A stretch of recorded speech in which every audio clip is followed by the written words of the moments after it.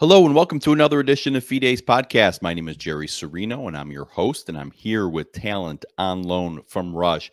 If you're avid listeners of my show, you know that I have kids in college. I actually am about to have three in college at the same time: a junior, a sophomore, and a freshman here at various colleges in Ohio. And thankfully, my boys are certainly conservative and they're very, very strong. But I will tell you, they face indoctrination. They face left wing ideology everywhere they go, as well as I do when I have done a few of my talks on college campuses. My guest today is Annabella Rockwell. She has a great story of being indoctrinated and overcoming that indoctrination. And it's a great story, and she's doing really great things. So, Annabella, thanks for coming on. Thank you so much for having me, Jerry. Yeah, my pleasure. So I want to start with the beginning part of your story, and then we'll continue, talking, sort of like the pre college, then the college, and then the post college kind of thing, and then we'll talk about some other issues that I know you're passionate about. So you're a young woman. You're happy. You're great family. Real good, good life going on. You go off to college. Tell us about that. Yeah, and I'm so happy to hear that your three boys are conservative and you're close with them because it's so important. It really is. And I'll tell you, my story starts. I entered Mount Holyoke College in the fall of 2011. So I was there from 2011 to 2015. And I say that because that's really before I think we saw a lot of the social justice movements. Like it was just kind of right on the cusp. So as I was going through my ideological changes, like my mom had no Mhm. cultural reference really of like wokeism specifically. But I'm getting ahead of myself, so I'll rewind a bit. I am from New York. I'm an only child. I am very close with my family. I grew up figure skating competitively, so I was an athlete, and I skated all over the world. I traveled all over the world. My mom was really adamant about like showing me different cultures, taking me everywhere. Like I said, we were really close. I also was an acolyte in the church, so had that consistency growing up of going to church on Sundays. Um, I say all that because is very well rounded. And I think my mom thought that she covered all the bases, right? Like if we have all those things, like I should be good, everything should be Mhm. fine. And she had actually grown up with a cousin who had been inducted into a cult. Interestingly enough, I was just speaking with her about this today. My mind, so she knew a lot of the signs of like what someone that's been brainwashed looks like. Yeah. So I go off to school and I go to this brand new environment. I'm at this point, we're living in South Florida. So I graduated from a high school in South Florida. I go away to Massachusetts, Western Massachusetts, and immediately it's culture shock. Very different um, energy on campus. Mhm. Mount Holyoke is so academically rigorous. I was really excited when I got in. I was like, I have to go here. This is definitely the best school I got into. Like, this is where I'm going. It's been around since 1837. It has such a good reputation. It's going to help me get a really good job. I mean, that storyline. That's what everyone's told these days. Like, you do the Mhm. things you have to do to get into a good school so you can get a good job. So I get there and immediately I'm being taught about pronouns, which is something I never even considered. There's all these Mhm. clubs on campuses and they're putting this piece of paper in my mailbox during orientation telling me don't assume someone's gender. He could be she could be they could be him, whatever. So already I'm being taught to like self-censor and relearn how I address people. Mhm. Keep in mind, it's a women's college. It's a historically women's college. So at this point, I'm being told that like some of these girls could be boys, and I'm like, okay, whatever. Like I'm Yeah. 18. I was open-minded. I was a very happy person. I was coming from a mindset of like, I don't see color, quote unquote. I learned while I was there that saying I don't see color is actually really racist because our color dictates our lived experiences. So I have to be Mhm. extra sensitive to anyone that's a non-white person. So right off the bat, I'm like, okay, well, I'm being put in my place because I'm like a racist, clearly. Yeah. Um, So all these things, all these new words, all these new terms, I'm a freshman, but I'm told I'm not allowed to say the word freshman because it has the word men in it. So we call ourselves first years. So everything that's like kind of standard is sort of flipped upside down. So it's just everything's a little bit backwards. And in the beginning, I'm like, okay, whatever. This place is kind of weird, but like it's a really good school. I'm just going to roll with Mhm. it. My sophomore year was the Obama Romney election. I actually voted for Mitt Romney. And I remember telling some of my peers, and I was really, really shamed for it. I felt I was made to feel so guilty Yeah. because Mitt Romney was a, white, straight, conservative, family man Republican. He was the most evil person to exist on the planet. Like that was really the culture. Um, it was very progressive, very queer on campus. It was really encouraged to, dress maybe androgynous, kind of change the way you looked, cut off all your hair, stop shaving your Mhm. legs as a way of non-conforming to the patriarchal system that is the United States. It was kind of like shed everything you used to do in terms of grooming because that's a social construct. Like I was taught that everything I'd ever done up until that point was a learned social construct and none of it's real. So it's almost as if my eyes were being opened for the first time to all the atrocities around me that I had been so naive of for the 18 years prior to going to school. And it really sunk in, my junior year. After sophomore year, going through the election, I was like, I was very humble. And like I said, I was very open minded. So I thought if everyone around me feels this way, they must be right and I must be wrong. Again, I'm Mhm. like in an environment where, I'm still an underclassman. I'm like, everyone's smarter than me. They all have like very strong convictions. And it's also coming top down from the professors, from the administration. College administration, 70% of them lean left. There is obviously an inherent bias across campuses. Right. So I'm really feeling that. And then by my junior year, I take this gender studies course. And this gender studies course just completely flips my world upside down because it is now so clear to me that living, I've been looking at the world incorrectly, and my whole outlook on life is shifted. And that is really when the indoctrination hits, if you will. Yeah, and so and obviously I won't people could one of the things that you do is you're out there speaking on this type of topic and you're doing a lot, and I'm sure you would actually be good to write a book about all these, because I'm thinking of a million stories I'd want to you could probably tell about your experience there and what people did and said, and you're giving an overview. It seems to me as though the people that's supposed to teach tolerance and caring and love are were actually causing you to be hateful. Would that be Mhm. an accurate way to describe how you were looking at yourself, even as you're a bad person, men as being bad people, Americans as being racist? Would that be accurate? I didn't know how much I was internalizing all of it, but definitely my worldview was shifted to the point where, yes, I saw men as bad. It was very hard for me to have a relationship with any of the guys I'd known, with my father, with any male figures in my life. Like honestly, those relationships kind of fell away because I Mhm. was so ingrained in this idea of like men are the reason for every war. Like that was one of the tropes. I was also told like be the man you want to marry. Okay, so now I have to literally do everything that men do in order to be equal to men. Here I was having existed my whole life with any opportunity, and all of a sudden I'm so manipulated while I'm on this campus that I forget that like I've had all these things.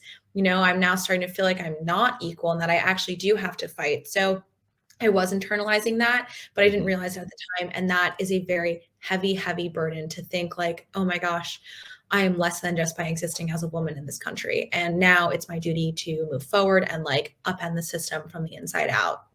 Yeah. Yeah, it's really amazing how so I was reading if you go to AnnabellaRockwell.com, and I'm gonna actually scroll that here at the bottom of the screen for those that are watching. If you're just listening, it's AnnabellaRockwell.com, and you can go. When you go to the one section, you kind of give an overview of your story, and one of the things that you say is as you started to sort of awaken after college, because that's where we'll go next. You felt that people that were conservative were happier. Mhm. Is that accurate? Would that be a good way? How, did that come about in seeing maybe your mom, or seeing, people in your life that you saw that they were just happier or better off, or how did it kind of transform? Yeah, so that really came about in 20 is when the blinds were lifted, if you will. That's when I Hmm. kind of snapped out of it, like, okay, I've been lied to. All of these ideas that I was clinging to, my whole identity was around like feminism and being a Democrat and being an environmentalist. Like when it really clicked that I had been lied to about all of these things, I was like, okay, where do I turn? One of the things I did is I live in Florida now, and I was living in Florida, and I just started kind of to test the waters a little bit with the people I knew, like socially through work or through activities, just to kind of see where they lean. It's Hmm. not something anyone that was conservative had brought up with me before because I was so liberal. So you couldn't talk to me because even though being liberal is meant to be tolerant, you actually are completely Yeah. intolerant, as you know, it's the irony. It's like I'm talking to all these young people that, have good jobs and they have like fun activities that they do on the weekends. And I'm realizing like, whoa, they're actually all conservative. And I'd never known that because they never felt like they could say anything to me because I would censor them when I was progressive. Hmm. And it just kind of clicked like these people live a much freer life. They are not consumed with this idea of the patriarchy. And I keep saying that word just because it was so a part of everyday conversation. Like I was really consumed by it. I almost think Hmm. that the societal chaos we're seeing, it's like OCD, like people are so obsessed with liberalism when you're in it and progressive ideology because you're constantly striving for a perfection that is not achievable. So Hmm. it encompasses everything. And I just realized that people that had conservative principles, like they had families, they were happy, they were just freer, they were lighter. They also saw things from a lens of gratitude. That was a big thing. They were grateful for what they have, whereas on the progressive side, they were operating from a place of we don't have enough. Yeah, even what's amazing is this, the school you went to is not an inexpensive school. You said it's a very, very, very good school, and I'm going to presume that it was not inexpensive. And instead of being, yeah, grateful for your, for parents if they were paying for all or most of it, or paying, however you got scholarships, depending on, people's backgrounds, you would think that they would be grateful for a great country that is given them this opportunity. Instead, yeah, it's amazing how they're angry almost at things that don't exist. So what do you think is behind that? I mean, is there, do these leftists, these professors and like, do they know what they're doing, or are they brainwashed? So I can't assume anyone's intentions. However, I will say as I go down this path and I speak out more and I speak to more families and more parents come to me saying that they had a similar story where their kid went off to school and all of a sudden overnight changed and now hates them and they don't have a relationship with them anymore. It really has kind of clicked. Like, I feel like there is some intention. I feel like it's bigger than just the last few years. So if you do a little research on Karl Marx and the Communist Manifesto, because there are so many parallels with today's progressivism and communism. And part of the tenet is, the family. Karl Marx believed that the family was a tool for capitalism. Capitalism equals oppression, and so therefore it must be destroyed. So how do you destroy capitalism? You destroy the family. It does really feel to me like there is a specific attack on dismantling the family unit, and I say that because environment, it was drilled into my head that my mom was concerned for me, right? Like I'm an only child. She loves me as a parent. She's invested, the past 20 years raising me, and I Mhm. all of a sudden am trying to cut her off because I'm being told like, oh, your mom cares too much, your mom's a helicopter, your mom's not letting you be free and explore things, when really my mom was concerned that I was starting to go down these paths. One of them was like, I was drinking a lot. I share that in my story, like I'm sober now. Those were things she was concerned about. But in the environment, I was being told, your mom's trying to control you. When really the fact is that my mom knew me and knew that I was compromising my values and my beliefs, because I had never been this like crazy feminist before. I'm seeing today through, social media, TikTok specifically, there's this whole trend on TikTok called hashtag going no contact. And it's giving teenagers the tools to slow fade their parents out of their life while they're in the house.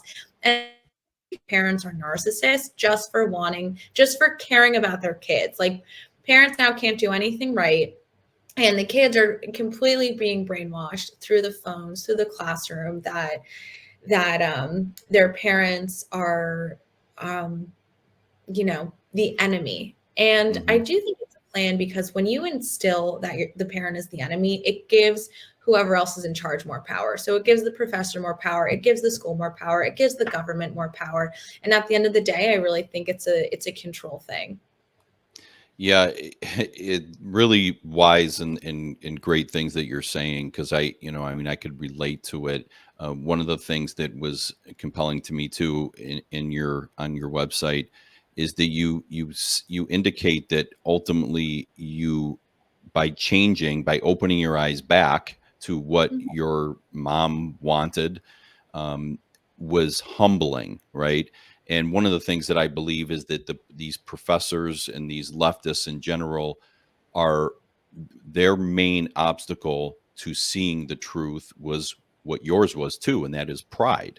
And it Mhm. takes humility to say, my God, I was wrong. I was lied to. I was fooled, because you feel foolish. Like, we've all been there, right? And I feel like these leftists want to bring us into their way of thinking in order to justify their wrong thinking. And that's maybe getting deep, um, but okay. So I want to go into a few things, unless you want to comment on that or add to what I just said. I do, Jerry. I love that you said the word Okay. entitlement, because I'll tell you, when I was at Mount Holyoke, it was really entrenched in me that I was better than, like, full stop. Like, we are at this elite school in New England. We are better. So that is Hmm. coming out of these schools, Ivy League schools. I mean, really any college, like, the professors think they're better than, the administration thinks they're better, and all these career academics, they do operate from a place of entitlement. They instill it in the students, and then the students have that air of, well, I'm smarter than you, so I'm just going to shut you down. I'm going to cancel you, and I'm not even going to bother to hear your opinion. So I like that you Yeah. said that. Yeah, no, you're 100% right, and it is amazing. I think it impacts us. I mean, you write in here about, what you saw with COVID-19. You know, I saw that too. The people lying, people who, I think it's these same types of elitists who told us all these things. It was obvious that they were wrong, and rather Yeah. than admitting they were wrong, they wanted to. They just almost said, "Well, just ignore that and keep doing what we say," i.e., the vaccine.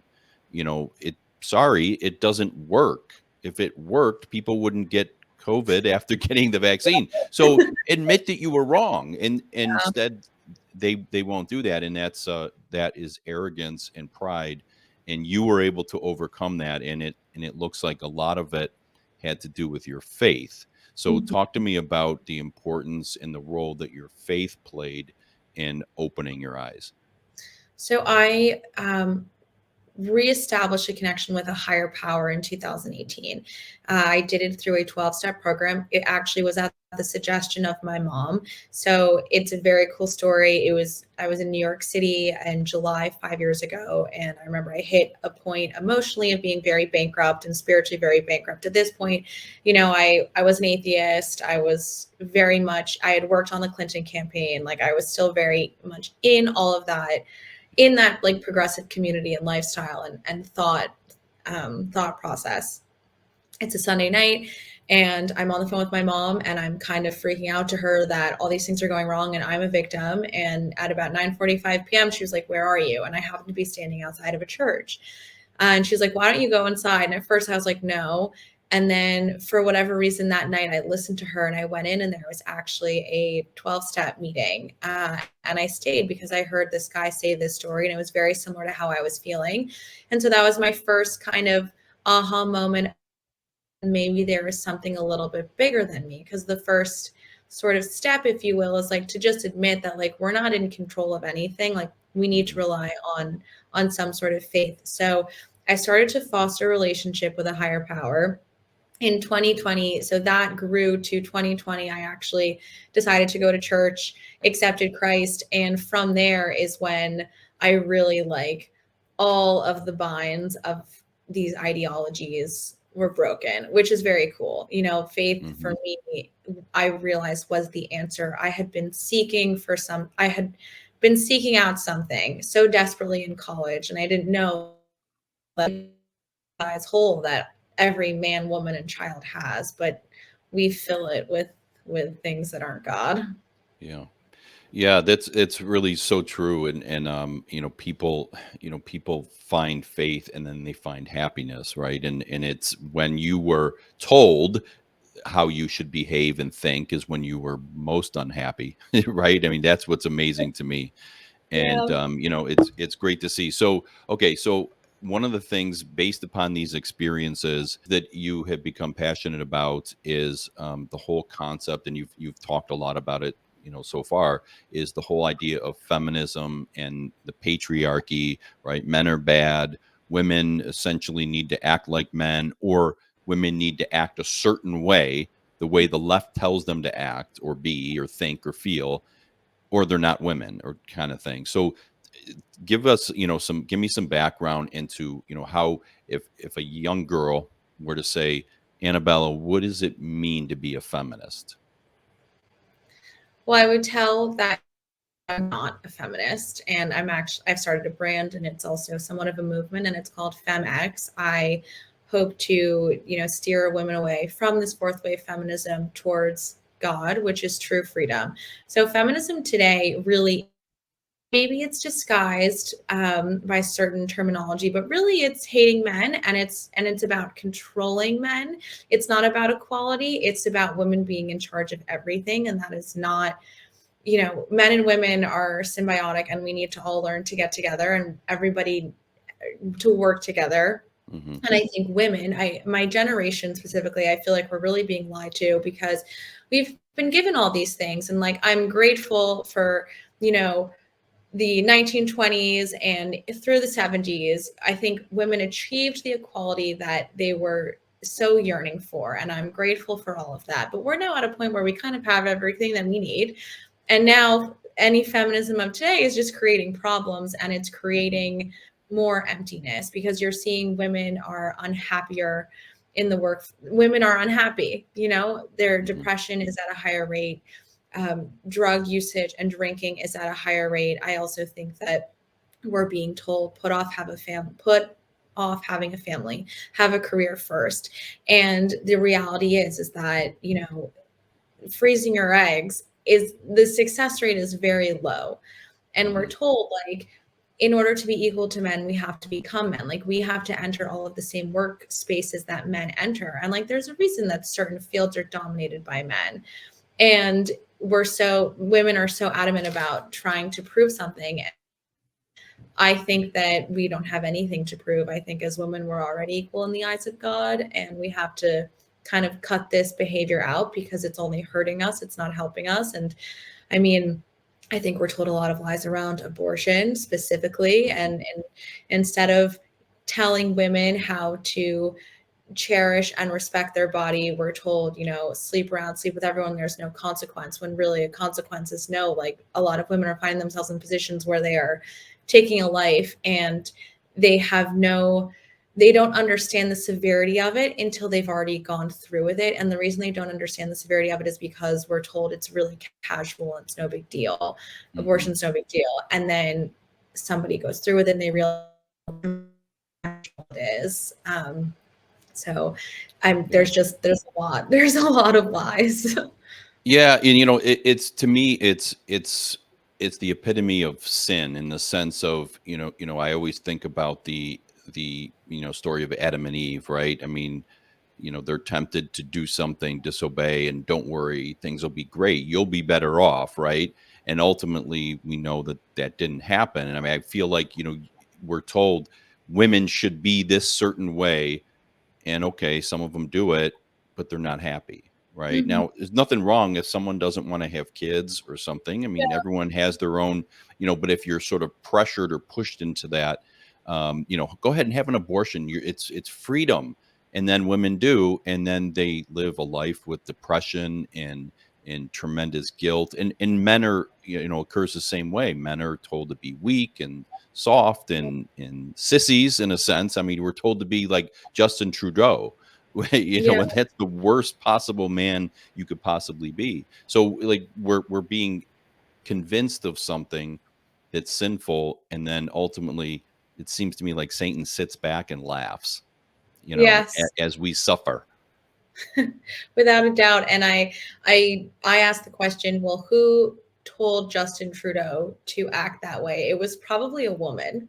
Yeah. So I think that, we're kind of fueling a lot of this societal destruction. Unfortunately, I think women are pushing men into this place of weakness. Yeah. And so we have to take responsibility. Yeah, and definitely. So, what kinds of, and I'm sure you've gotten tons of pushback. What was the reaction from college friends and people once you kind of came out? Because you've been on Tucker Carlson, Yeah. right? I mean, you've come out, and you're public. So, what kind of backlash have you experienced?